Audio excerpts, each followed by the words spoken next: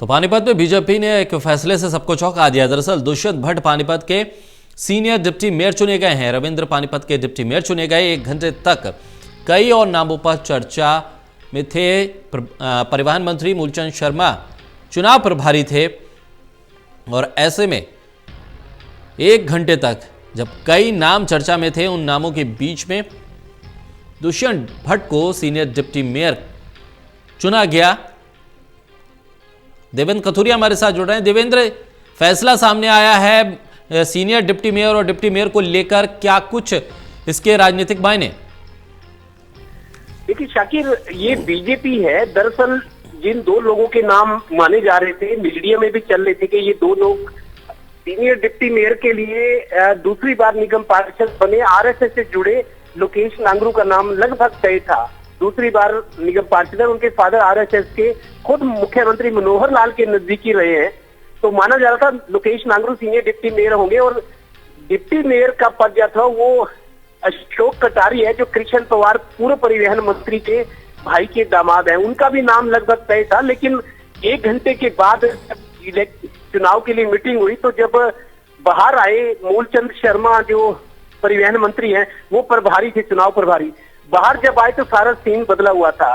तो जो जिन 2 लोगों के नाम थे, उन दोनों में से कोई नहीं बन पाया और दोनों नए नाम बने। Senior deputy mayor Dushyant Bhatt बने हैं, जो यूपी से आते हैं, दूसरी बार निगम पार्षद बने और पूर्वांचल से संबंध रखते हैं।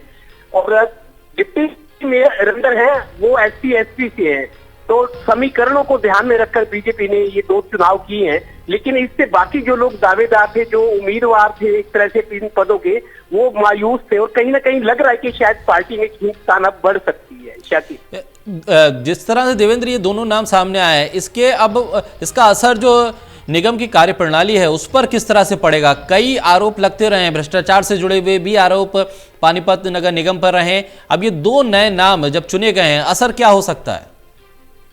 देखिए, जो सीनियर डिप्टी मेयर बने दुष्यंत भट्ट है, ये भी सुरेश भट्ट जो प्रदेश संगठन मंत्री थे हरियाणा में, अब तो नहीं है वो, लेकिन लगातार 7 साल तक हो रहे हैं, उनके नजदीकी हैं, मुख्यमंत्री के भी नजदीकी हैं। लेकिन मैं ये मान सकता हूँ कि जिस तरीके की इक्वेशन बनी है, जो मौजूदा मेयर है अवनीत कौर जो मेयर है, उनकी और दुष्यंत भट्ट की उतनी अंडरस्टैंडिंग अच्छी नहीं है, क्योंकि दुष्यंत भट्ट मेयर पद के 2 बार दावेदार थे और दोनों ही बार वो चूक नहीं बन पाए।